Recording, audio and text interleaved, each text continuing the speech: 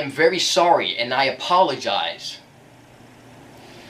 for the inconvenience of me not giving a fuck what you think. Like, I signed for a couple minutes. You only touch $100,000. Ain't nobody feeling style. Ain't nobody with your fight. Tell me who the fuck gon' fall off. Tell me who gon' make it out. I don't be no fuck. I know who to call on. I don't be giving no fuck. I say whatever I want. I do whatever I want. I cut in a movie for fun. If don't pop in, you purchase for fun. I don't have to got it done. Keep on my kids on the run. Yes, sir. Just like the edit said, this manga is unironically good. I first heard about the manga KAGURABACHI when the memes was popping off back in the summer of 23. And like everyone, I was giggling to keep keying at it, you feel me? It's a meme, internet culture, you know how the internet go. And obviously I read the first chapter when it dropped. Everybody was memeing on it saying it was the best thing of all time. And you know, after the first 2 chapters, I dropped it. You feel me? My bad. But recently, a month ago, life then hit me, and I finally had enough time to actually sit down and, you know, read the manga. So, and I caught up, and I decided I was gonna post it on YouTube because, truth be told, the Bachi Bros are lacking when it comes to YouTube diversity. So we gonna go over the first chapter right now, and if these do well, I'll pump out more, you know. Right off the bat, we're introduced to the main man himself, Chihiro Rokuhita, and his father, Kunoshige Rokuhita, working on the katana. Then we can see the narrator getting us a little lesson on how they prepare to steal. But man, unfortunately, I'm here to tell you right now, we don't care. Come on, they up here talking about some steel made from iron, saying it's hammered thin, folded, hammered again, like strengthened it to this, that. Like, bro, come on, we don't care. Then we cut to the present day for a split second to see Chihiro off and 3 distinguished gentlemen just trying to feed their families. Like, what's going on with bro? Like aside from killing, Chihiro might be on his Batman timing.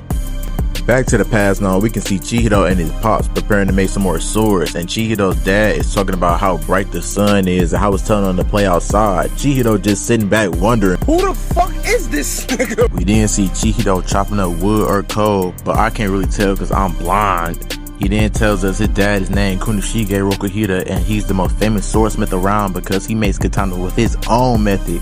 Y'all gotta tap in with my mans. Chihiro then says he trains with his pops rigorously every day, and right now Pops is locked in making this sword. And apparently this is a rare sight because most of the time Kunoshige is the opposite of locked in, a real goofy, because on the next page you can see him chopping it up with goldfish, and Chihiro has to remind him that breakfast is ready. As they eat, Chihiro asks him, did the goldfish say anything? Basically, they were just talking about learning about boring. As they work, Chihiro was thinking about when his pops first brought the goldfish in. That boy Chihiro did not care. He was more worried because he knew he was going to be the one to eventually take care of them. Kunoshige then said that the dude who sold him the goldfish told him that they represent good luck.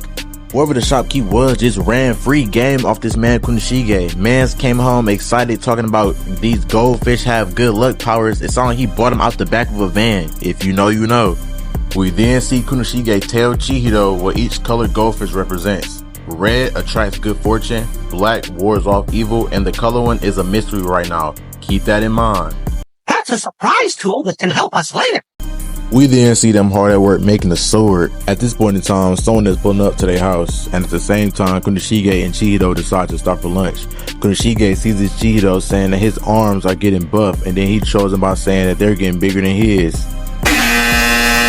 We then see Mr. Shiba himself pull up, and he just appeared out of nowhere. No call, no text, no nothing, man. Like, what's going on?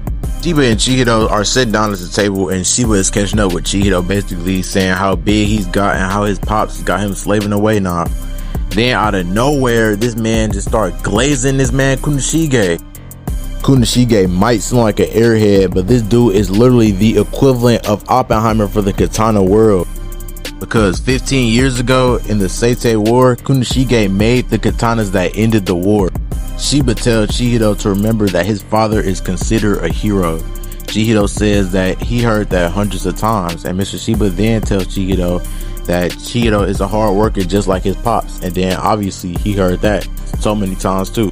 After realizing he's been yapping up a storm, this man Shiba becomes self-aware and decides to dip out. Kunishige then mentions that Chihiro is gonna turn 15 soon, and if he plans to actually become a swordsmith, it's about time he actually shows Chihiro the reality of the job. Chihiro says he's not joking and is actually serious about becoming a swordsmith. Little did he know, he's in a shonen with a living dad. He is not getting what he wants. Kunishige then tells Chihiro that there are swords in the basement from the Seitei War. Kunishige then goes on to say that no matter what, katanas are still weapons used for killing people, and that as swordsmiths, they are directly involved with any death caused by their swords. Kunishige then goes on to say that katanas should be used for vanquishing evil and protecting the weak. Chihiro, of course, promises to carry that burden on, and Kunishige believes in him. This panel right here, man, he's gonna die a horrible death, isn't he? He don't got a clue in the fucking world. Hokazono just hit us with a 3-year time skip, and we see 3 dudes getting executed right off the bat. They basically start edging this guy with death. Then they start to interrogate him because apparently he's leading protests against them. And if it wasn't obvious right off the jump, these dudes are not good guys. No shit, Sherlock. We then see a man in a fedora being kinky and start choking my mans out with a tree. As the tree sprouts, we see thorns poking my man's face, and I'm not gonna lie, if that was me, I don't care who or what's at stake, I'm ratting. I'm telling bro everything he wants to know. I know that shit hurt.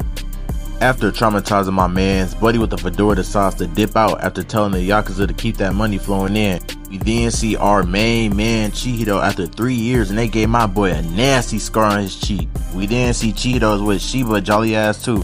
Shiba then asks why he still has the scar and why he didn't do anything about it. Then this man Chihiro decided to give the corniest response I've ever read. So that every day when I wake up with fresh hatred.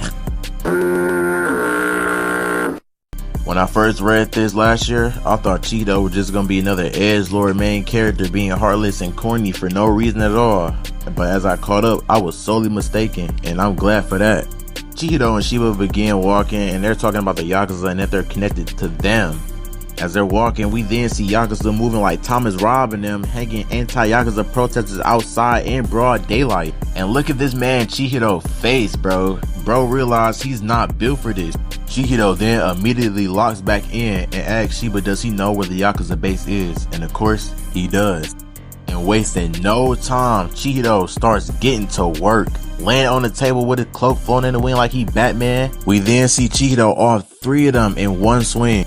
Now at first, I thought Chihiro off these 3 dudes at the speed of light or something, but bro had enough time to let out a corny little joke before game ending them.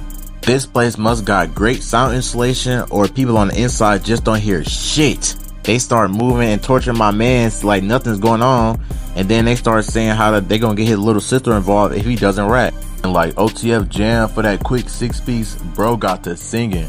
Just as some goon head for the door, Chihiro comes in and slices his arm clean off. After no different than the other guys, Chihiro walks in on Tommen. This man look like he up to no good. We then see Mr. Offscreen, Shiba sitting on some fodder, glazing Kunishige again, telling dude below him that Chihiro is his son and Kunishige is a swordsmith special for his techniques and no one else can do. And when I say this, I mean it. We all need a homeboy like Shiba who glazes long after we gone. Maybe I was too hard on him. We then see the man asking Chihiro what he wants, and we see Chihiro looking devious, just straight up telling him he can allow slime like him to wield katana. Chubby over there giving out orders for his men to rush Chihiro, and unfortunately, they listened to him. But what they didn't see is this man Chihiro started reaching. Shiba says that Kunishige imbued all his swords with sorcery.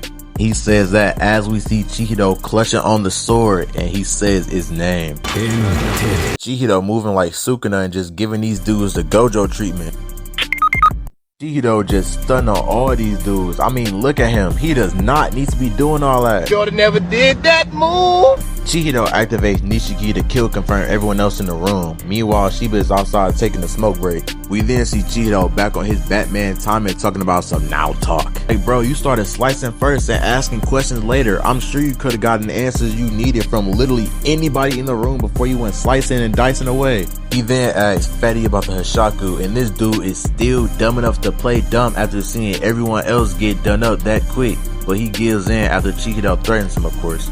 Pop the pig then tells Chihiro that those Hishaku dudes are monsters. The chapter then ends with Chihiro on his demon Tama saying he don't care, he would cut them all down. And yeah, that's where the first chapter of Kagurabachi ends. Being honest, I could give this chapter a 7 or 8 out of 10. It's very good for a first chapter, if anything. Let me know what y'all rate it in the comments below. Even though it is an anime clip of Don to Don, thank y'all for getting it to 31,000 views, and thank y'all for 50 subscribers, man. I really appreciate y'all. Let me know in the comments if y'all want me to stick to posting anime clips or y'all want more content like this. Obviously, a chapter 2 video is in the works as we speak, so don't worry about that. Till then, love y'all boys. God bless. Stay smooth, y'all.